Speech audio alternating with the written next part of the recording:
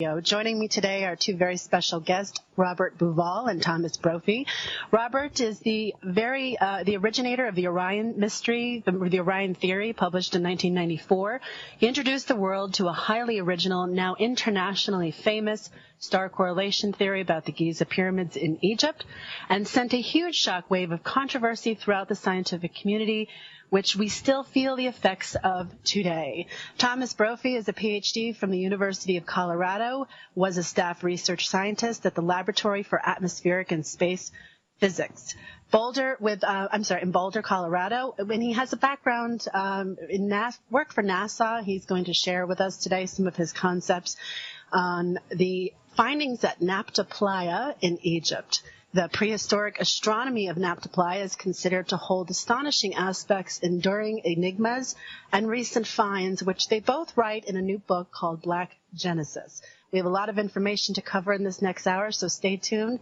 And I'd like to welcome officially my guests, Robert and Tom. Hello, welcome. Hello, Hillary. So I have questions for both of you, but I'd like your opinions on some of the topics we're going to be sharing today. And so we're going to begin, Robert, with you. And I know that you have a very wonderful explanation of this hard physical evidence of an Egyptian civilization that predates Egypt. So why don't you just begin by telling us what it is that the Black Genesis book that that's coming out is really all about? Well, Black Genesis, which Tom Brophy and I have written over the last year and a half, has a very long background. I'll be as brief as possible. It involves the Eastern Sahara, or as we prefer to call it, the Egyptian Sahara, where in the last 30 years have been discovered various sites. One of them particularly, which Tom is more into that, is the Nabta Playa site, which is about 100 kilometers west of Abu Simbel, in the extreme south of Egypt. And the other sites, which we'll be talking about in the course of this hour, are in the extreme southwest of Egypt, in a place called Gilf Kibir and Jebel Uwaynat.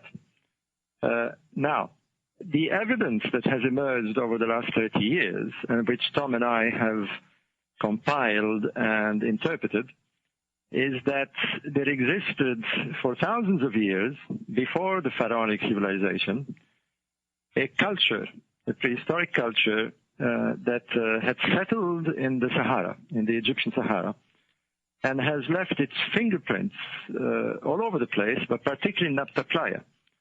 And what has emerged from this investigation is that they practiced certain sciences, such as astronomy and the moving of large blocks, the sort of rudimentary architecture, and certain ideologies that are evident at Nabta Playa, that confirms to us, and now has become rather general with most Egyptologists and anthropologists, that these people are the precursors of the Egyptian civilization, or perhaps even the pre-ancient Egyptians themselves.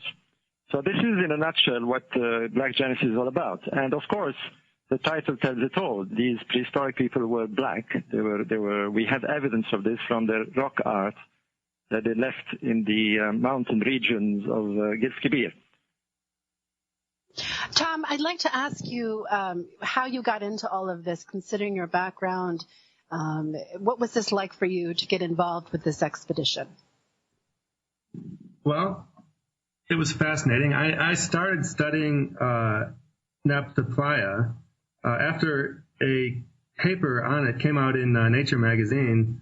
I think it was in 1998 that first came out. And I had started looking into archaeoastronomy of Egypt. In Egypt, one of the first things I did was, when I had some time to do a research project, was to test Robert's Orion correlation theory of the Great Pyramids, because my PhD research I did some related dynamical modeling, computer modeling of the way stars move. So that's how I got started studying archaeoastronomy, actually. And then this Nabta Playa site came up, and there was a reason why I was looking in that region anyway. And the data that was in that Nature article was very sketchy, and it was only very partially explained in that article. So there was much left to be explained as to what was really going on at that site. So I just started modeling it and approaching it as a puzzle as to what sort of astronomy the people were looking at there. And the studies just sort of went on from there. It turned out there was a lot to do still, because there were some problems with the initial data, and so. Okay. I'm sorry. Go ahead. You're breaking up on this end. Okay. And so anyhow, I ended up taking more data, going on site to take GPS measurements and satellite imagery measurements, and even more recently, I got my colleague who is still at Jet Propulsion Laboratory to help with studies of ground penetrating radar. So anyhow, we just continued measuring the site and interpreting it, and it all came together along with all this other cultural evidence from the desert region that Robert was talking about, that we put together in this book, Black Genesis. Robert, why do you think there's such an ongoing fascination with these ancient cultures and the stars? Yeah, before I answer this question, Hillary, let me just add a bit to what Tom said. The broker, in a sense, that brought us together is John West. I'm sure you know John. He contacted me in the early 2000s, telling me about Tom. And Tom and I eventually met in San Diego. I think it was 2003 or 4, Tom, wasn't it? I can't remember. And yeah, this led us to realize that the research that Tom had done, the extensive astronomical research he had done, coupled with the various lines of research that I had done on ancient Egypt, would perfectly match and bring us together for a full-scale investigation on this lost culture. And finally, what happened is that in 2007, 2 friends of mine discovered inscriptions in this remote region of the southwest of Egypt, in Jebel Waynat. Now, let me just give a picture of the area. From the Nile at Abu Simbel, if you go due west, you will reach Jebel Waynat after 700 kilometers. It's really very, very far away, and even today it's quite an expedition to go with 4-wheel drives, let alone in ancient Egyptian times. And Egyptologists were absolutely adamant that the pharaohs, or nobody in fact, had gone to these regions prior to modern times, prior to the invention of the vehicle. So they were stuck on this position until 2 explorers that I know, Mark Borda and Mahmoud Marai, an Egyptian, went to this remote place, to Waynat, and lo and behold, they discovered pharaonic inscriptions dating from the Old Kingdom, which proved once and for all that the pharaohs went there. Now, what's very interesting is that the pharaohs seem to have gone to the place where their ancestors had originated, a sort of meet the ancestors type of place. And so I called Tom and I said, listen, we've got to go there. And one thing led to another, and we actually did mount an expedition in April 2008, and we went there. Perhaps we'll tell you a bit more about it during the interview, but it was quite a trip. And it allowed Tom and I to discuss a lot of the material that we had piled up through the years during this expedition, because we had long nights and plenty of time to do that. And that is the genesis, if you like, of Black Genesis. Robert, let me ask you another question. What was the other question? That's okay. Let me ask you another question before we continue on with my first question. I'm curious if this culture infiltrated ancient Egypt through what some call the Nubian queen or the 18th dynasty queens. When they came in, there's some question that maybe there was some Nubian connections. Do you feel that this culture may have in fact been connected in this way? Okay, I'll take this one, Tom. Let me give you some dates here, because the culture we're talking about probably came down into the Egyptian Sahara, which, by the way, was extremely fertile in prehistoric times. That's why they went there. And we think around perhaps 12,000 BC. And they lingered there and eventually settled in the Napta Playa, where there is this famous ceremonial astronomical site, around perhaps 6,000 or 7,000 BC.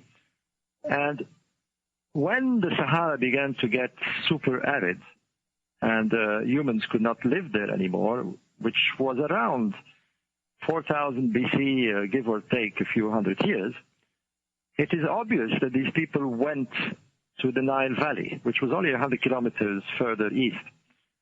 And they came in there. God knows what they found. We're not quite sure what was there. They probably were hunter-gatherers and some people living in the valley. And they imported not only their cargo of knowledge, but they imported their genetic origin, which was black Africans. And I have no doubt in my mind that the Nubians that eventually are recorded in history, like you mentioned, certainly the 18th dynasty and so forth. And today, as a matter of fact, there's a lot of black Nubians that live in the area, are descendants from this prehistoric culture. So that's the broad picture. What happened afterwards is another matter. There was a lot of import in Egypt, but we're talking about much later times, where Mediterranean people and people from the Levant and various other regions, and the whole racial origins got mixed, like it happened around the globe, by the way. I'd like to say this, and then I'll hand over to Tom. It is a matter of fact, not a matter of theory, that we all have our origins in Central Africa, in East Africa to be more precise. We started all there, and we are all from that racial origins. We are, if you like, blacks turned white, if one has to put it this way. We all have that origin. This is now a fact. I mean, it's well documented in genetic studies and cultural studies and anthropological studies. So, yes, to answer your question, yes, Nubians are from that source, from that batch. Tom, I have a question for you. You have something in your work called an origin map that talks about the calibration of the zodiac and the Yuga cycle. Would you care to comment on how this work relates to what we're discussing? Well, sure. That book, The Origin Map, contains some of my early studies of the Napta Playa astronomy, and also, as I mentioned, the reworking, retesting of the Giza Plateau astronomy. And I found what I think is suggestions of a tracking of the Yuga, what's known as the Yuga cycle, which is the ancient Indian name for the precession cycle, and also associated with the cycle of cultural development that goes through the high time, the Satya Yuga, and the low time, the Kali Yuga, high or low, depending on how you define them, material-oriented or spiritual-oriented times. And that's a connection that's made in that book. And actually, I mentioned it in my first book called "The Mechanism, Demands, and Mysticism," where I explored the sort of openness of modern physical science paradigms to reconnection with the spiritual aspects of the universe. And these cycles, that there are hints of ancient peoples tracking them in their monumental astronomy is what I describe in the origin map. Robert, would you care to comment also on why these astrological alignments were so important to pre-cultures? Yes, as you mentioned in the introduction, my thing is ancient astronomy and ancient Egypt. I developed the theory of the Orion correlation theory, which shows that the pyramids of Giza are in correlation. The pattern is in correlation to the three stars of Orion's belt. Now, there is a lot of circumstantial evidence and astronomical evidence and textual evidence that supports very strongly this correlation. But you have to look at it from the context of the time. Now, and also the geographical conditions. I think both of these points have to be very carefully considered. Now, regarding the Giza pyramids and the attempt to somehow link that zone of the sky, the Orion zone of the sky, to the pyramid zone, stems from the fact that Egypt is very much a cyclical kind of geographical location. Now, we all know of the seasons, of course, and each one of us, depending where we live in the world, knows the variation of the seasons and the cycles that we undergo through the year. But in Egypt, there was something else that made this annual cycle much more pronounced, much more dramatic, and that was the annual flooding of the Nile. The Nile would, and still does, by the way, floods around the end of June. The water starts rising, and in ancient times, before they built the dams, today there are dams in Upper Egypt that blocked the flood. But before the dams, the water would reach all the way to the Mediterranean, the flood waters, and it would naturally irrigate the land as it broke through the banks and watered the adjacent land. And this created a natural hydraulic system that Egypt was literally fertilized by this mystical flood. And the crops would grow and so forth. So in a sense, the flood was the vascular vein, the lifeblood of Egypt. Without the flood, Egypt would not probably have existed the way it had. So the focus was on this flood and how to explain the flood, because they didn't know the origins of the Nile. They didn't know where the water came from, let alone why it came in the height of summer, which you would expect the water of the Nile to ebb rather than rise.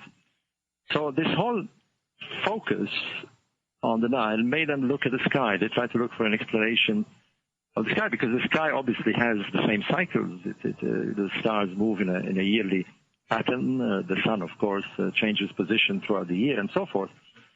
And they noticed that prior to the flood, there would be a kind of cosmic herald, if you like, a cosmic signal. And that was the apparition of the constellation of Orion, and followed by the bright star Sirius. And around that, a whole religious mythology developed. Now, we thought that this was original to the pharaohs.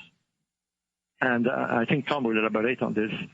The surprise has come when naphtha was discovered in the 1970s, and later when it was studied from an astronomical point of view in the late 1990s. The surprise came when the astronomy of naphtha, which is thousands of years before the pyramids, contained the very same astronomical alignments. The site has alignments to Orion's belt, to Sirius, and suddenly we became extremely aware that it wasn't the Egyptians or it wasn't the pharaohs that we thought had originated all this. It came from these prehistoric people. I'm going to let Tom elaborate on this Naphtha astronomy because he's much more into that. I mean, I've studied it as well, but I think he can tell you more. But it is that specific point that raised the alarm. There is something before the pharaohs, and that something is at Naphtha. Go ahead, Tom. Sure. Tom, before you elaborate, I'd like you to also comment on why these pyramids are found globally, all over the world in ancient cultures. It doesn't just exist within Egypt. It's all over the planet. And I'd like you to comment, if you will, on not only the astrology of this particular site and within Egypt, but how it relates to a global sense of understanding. Well, for one thing, Robert Schoch did a book about the globe, about pyramids around the globe, which is interesting. And there is clearly we find ancient pyramids around the globe. So we can take two tracks of explaining that. Perhaps they were developed. These type of monumental architecture was developed independently because it reflects something in nature that is sort of independently discoverable, like all science is. Or perhaps there was relations, travel, a global culture of some sort. Either one of those two. Do you feel that there was some kind of catastrophe? I know we're kind of moving off my original question was, but do you feel that there was some kind of global, the biblical flood or some kind of global catastrophe that caused, some kind of, a culture that was highly advanced to be, left with the basics and trying to rebuild from that as best they could? Because sometimes it feels to me that, and Robert, you can elaborate and answer on this too if you like, that these cultures were coming back from something where they already had this very advanced knowledge. And Robert, in your books, you touch on the concept of Atlantis and this global-like place of, higher understandings and already advanced technology and understandings. Tom, do you feel that this was the case, that there was some kind of global shift or change or catastrophe, lots of theories on it, I know, that caused this to happen and they were kind of rebuilding their coordinates, so to speak, with the sky? Well, in Black Genesis, actually, we do touch on that. In Black Genesis, we sort of have a dual approach. We make firm this connection of around, in time-wise, the pre-dynastic period, 3500 BC and earlier, to the North African Saharan desert, which was then not desert but was temperate climate, including Naphtha. And then we also review and make some new points about the what Robert has called in his previous books the first time in Egypt, in ancient Egypt, which was much earlier, around 11,000 BC. And now we know from climatology that there was around that time major global climate change and major sea level rise of, I forget, many tens of meters or more. So we do know there was physical climate change, and this Yuga cycle, it turns out, also had independently a sort of inflection point or moving through the high time at that same time. So we kind of, in this new book, we kind of start making all the connections through time, going back further in time towards that first time. Robert, you care to comment? Yeah. What I'd like to say, and I always say this when I'm asked a question like this, is that there is no reason at all why a high culture did not pre-exist our historical view of human civilization. I remember a phrase that a very prominent astronomer once told me, Professor Archie Roy in Glasgow University. He said there were Einsteins and Newtons and geniuses, 10,000 years ago, 50,000 years ago. There's no reason at all why geniuses such as these great scientists that we know in our times did not exist in those days. The only difference, I think, that seems to be the case is that they perhaps didn't have the science and the technology we have, and therefore they developed in a very different way. They searched inwardly rather than outwardly. And they might have developed an extremely high knowledge, a sort of gnosis, I would say, a kind of great wisdom, of which we have lost. And to me, it's always been the case where I feel that there is a lost wisdom, a lost knowledge that clearly, even when we look at historical Egypt, such as the pyramids, for example, screams at you. Not just the mystery of the place, but the technology that they use. So, I wouldn't put it out of the question that there was some high culture floating about which we haven't detected. And here we are, at least finding its first fingerprints, if it existed. I mean, Nabta Playa, and correct me if I'm wrong, Tom, I think we both feel the same, is the fingerprints of a culture that was long regarded as primitive, and with the evidence that we're unmasking, they were a long way from being primitive. In fact, they seem to have been far more sophisticated than the early Egyptians. They practiced a very sophisticated astronomy.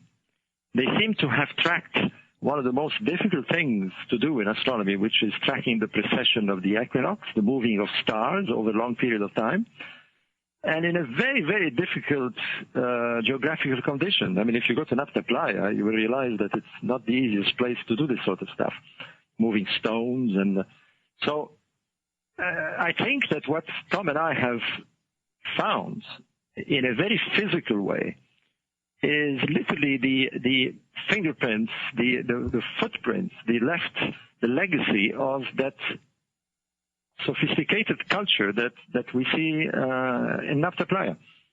Yeah, I'd like to sort of fill in 2 points around that, if I could. Yeah, go ahead. You were mentioning before the Old Kingdom use of the reappearance of Sirius every year, the bright star Sirius, to herald the flooding of the Nile, very important in ancient Egypt. And the early Old Kingdom temples were aligned towards Sirius, and even changed their alignment as they were rebuilt, as Sirius's position changed through precession.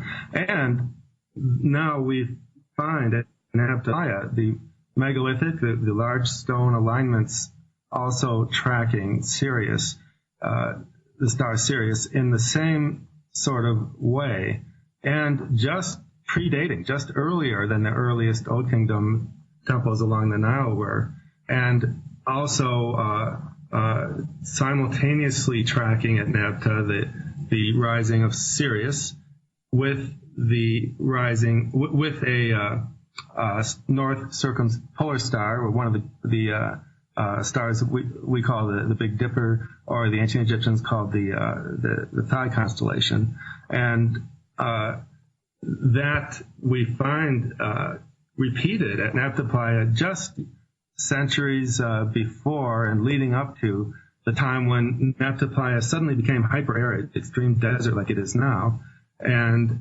the people clearly, the culture clearly, and probably actually the people moved from there to the Nile and began the Egyptian civilization. Then, if we take even further back in time, what we find at Nabta Playa, there's something very interesting and something still mysterious there, called bedrock sculptures. Sculpted stones that are on the bedrock that's underneath meters, say 3 meters, 10 feet or so, of playa sediments that came into the playa as the playa filled up seasonally with water when it was raining, before it was extreme desert. And that sedimentation period was from the end of the last ice age up until about 3,500 BC, when it became extreme desert.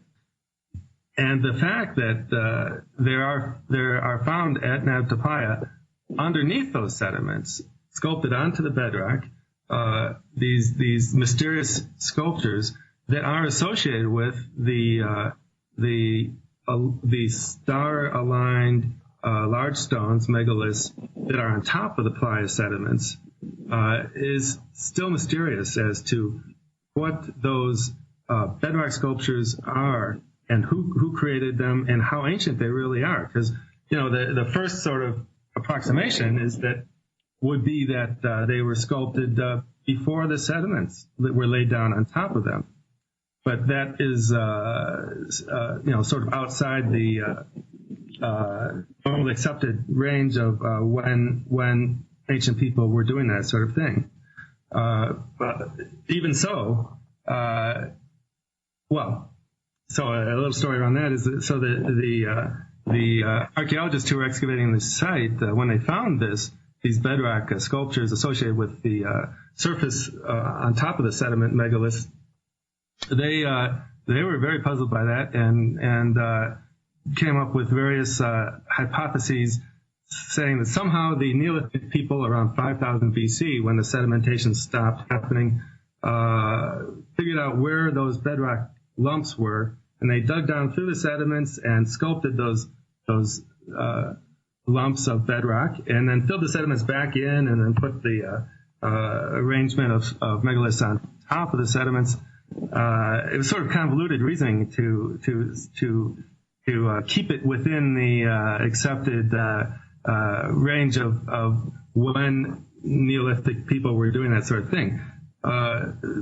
More recently, even those scholars have accepted that it's likely that was not what happened, but those bedrock sculptures are more ancient, and their association with the surface sculptures was maintained through time over the millennium, and so this is a remaining mystery that we're just starting to make the connections to at Nabta Playa, that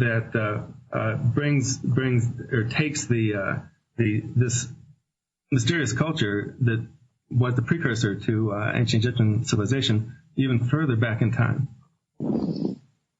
I want to ask a question, and I'd like both of you to comment briefly on this.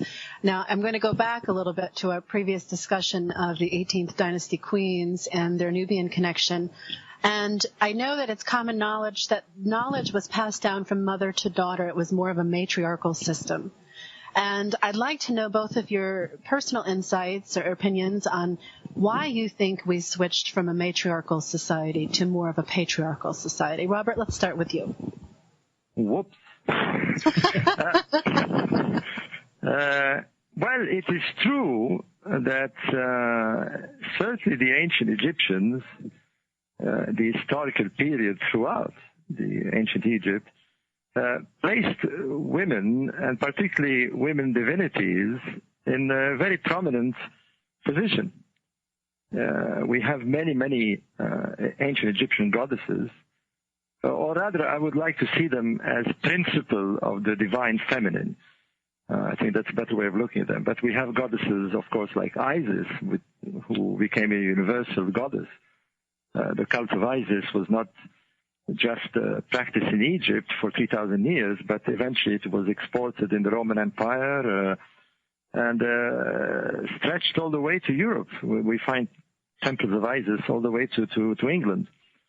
The cult of Hathor, the cult of the sky goddess Nut, and a variety of others.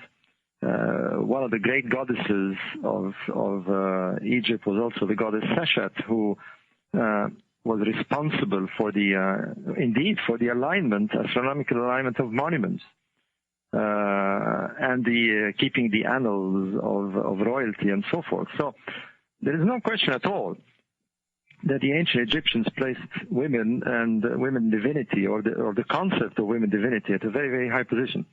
Now, why did it change? I think we have to look elsewhere. The change stems from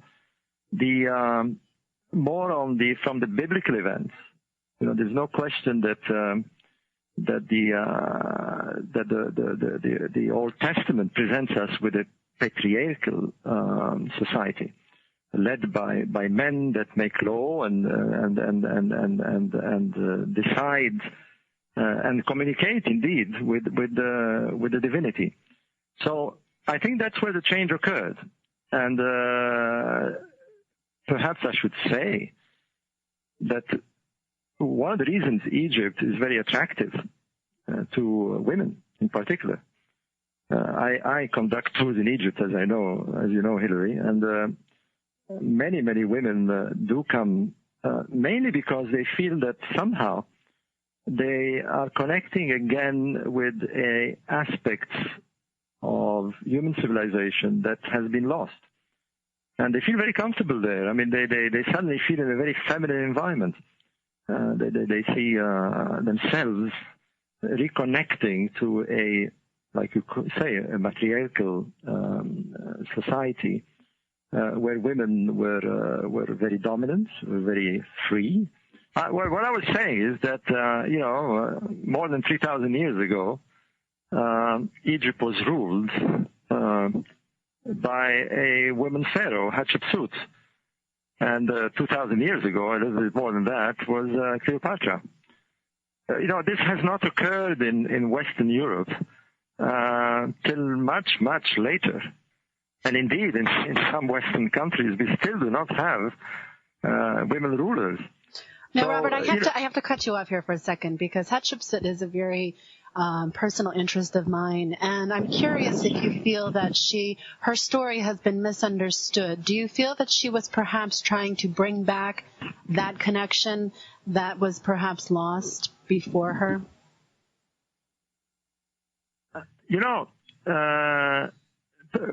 Bringing back the connection, I'm not quite sure. I think the high position of women was very, very well established in Egypt. I think what was unknown, or at least as far as we know from historical records, was that a queen could rule alone without a pharaoh. She established that precedent. But they seem to have accepted it very, very well. So it seems that there was no resistance to this. There seems to have been some resistance from her successor, eventually to Moses III. But the idea was quite well absorbed in Egypt. I mean, one can see this from the amazing legacy that she left, the great temple of Deir el-Bahari. And various others. She contributed, for example, to the construction of the Temple of Karnak, which only pharaohs had done so far. So, yeah, I like your you were talking before we lost you and had to reestablish the connection about women, present day women who go back to Egypt and experience this connection. And I'd like to comment on that and talk a little bit about how the queen or the priestess would feed the pharaoh blue lotus, and lotus flowers were a very strong symbol, and they're seen throughout the entire area of Egypt and in all the different temples, and it was a very important symbol. And I believe women, when they go back to Egypt, they feel a sense of coming home to themselves, and they also can connect to the divine feminine, but they also realize a connection to the divine male, which I think the balance of the two was very important in these cultures. And I'm curious, Tom, you have a wonderful concept that you call psychospiritual growth, and I'm curious if you feel this personally while you walk through these old places. Both of you can comment on that and what your thoughts are about that. Well, sure. Make a quick comment. I like and use in my teaching sometimes the work of Ken Wilber on integral developmental philosophy, integral developmental theory, which suggests that these various stages and states of being, both individually and culturally, have always existed, including the stages that we might call higher stages that equally honored and equally balanced and honored the divine feminine and divine masculine, have always existed, and it's sort of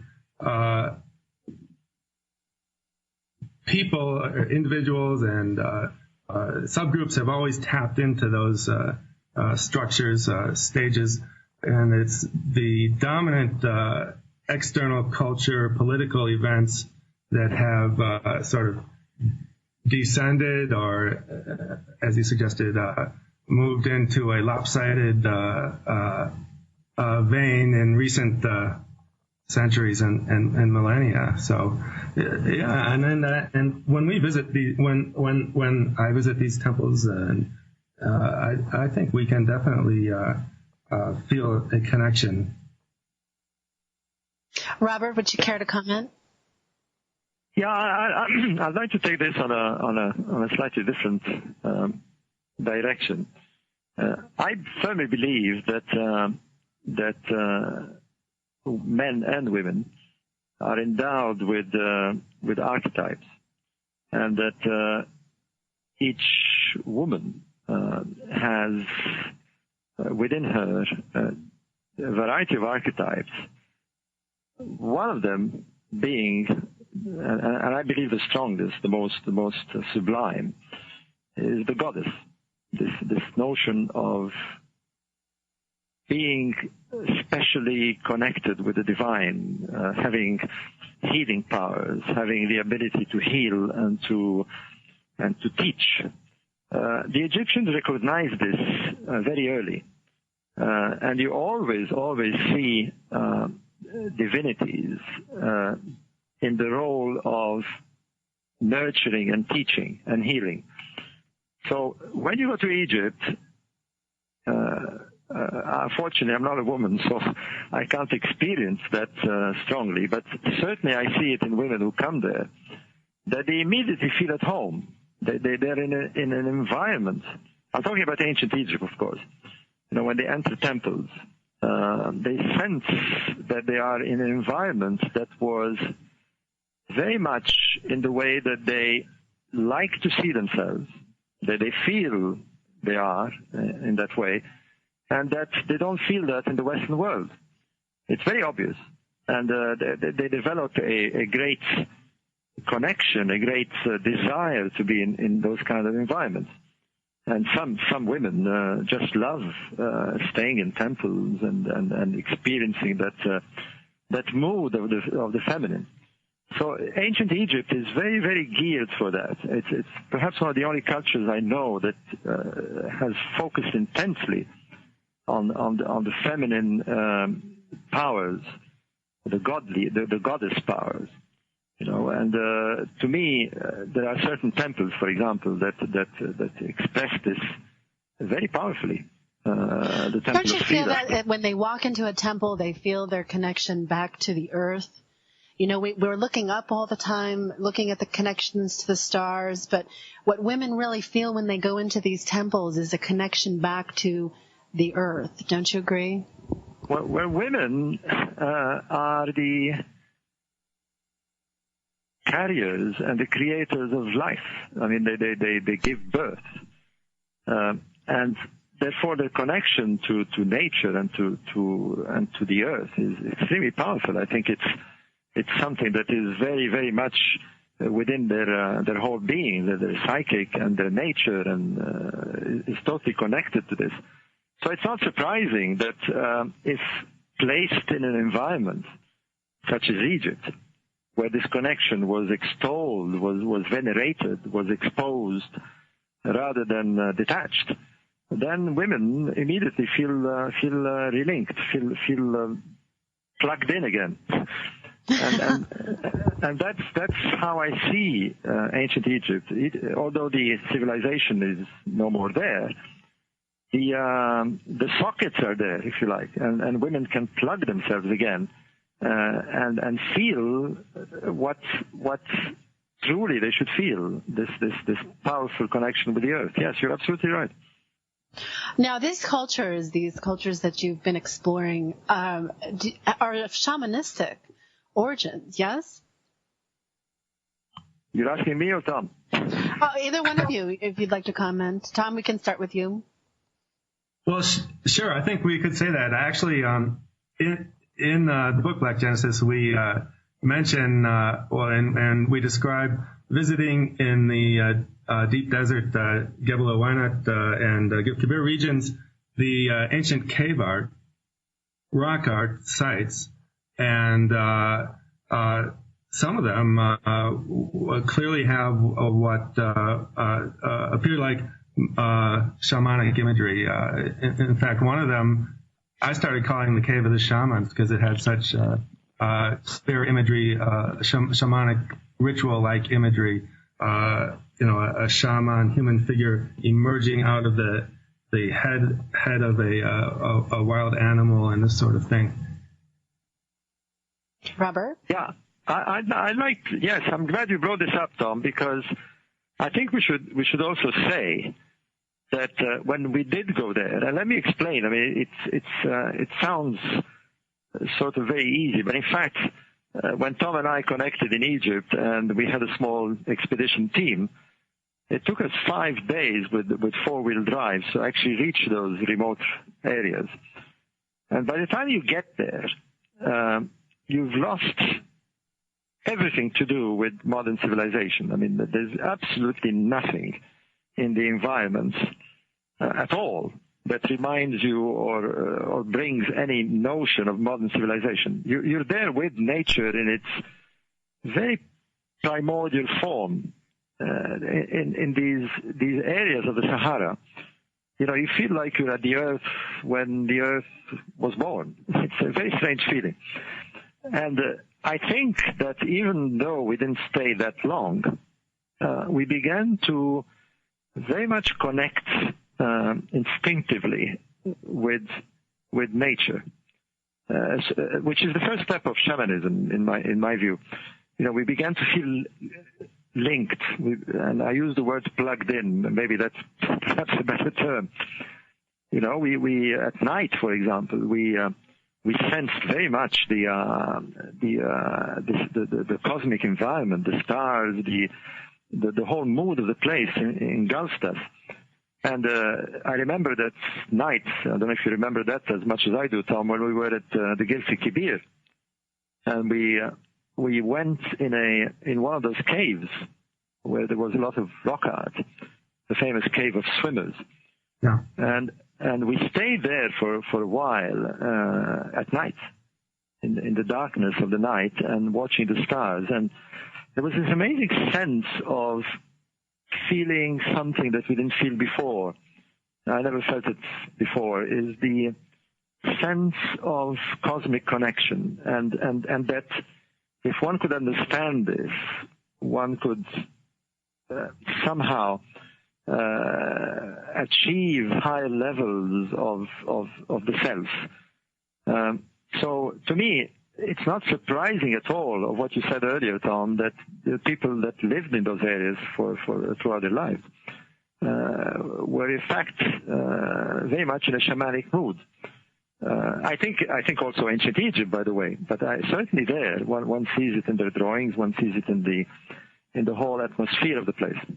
Yeah, when you and Hillary were talking a few minutes ago about the feeling of connection with earth and sky in the temples, in the Nile temples, I was thinking of that as recreating what we experienced in the deep desert, sort of naturally, that you're confronted with. Perhaps those Nile temples sort of recreate that connection with earth and sky, both that one is confronted with out in the deep desert. I have a vision of people, women, men, both coming to the temples, reconnecting with the earth, and then perhaps reconnecting to the cosmos because of that connection. We are out of time, and I would like to thank both my guests for joining me, and Robert, for people who are interested in your tours and also more information about your new book, what's the best way to get in touch with you? Your website? The best way is by website. Yeah, let me give the website. It's www.robertbauval.co.uk. And I usually say do not go to .com because you'll find a hijacked site which shows pornographic material. So that's not me. Mine is .co.uk. And yes, Black Genesis is coming out, by the way, in April. Tom and I feel we've done a great job putting it together, and it will appear first in the United States, by the way.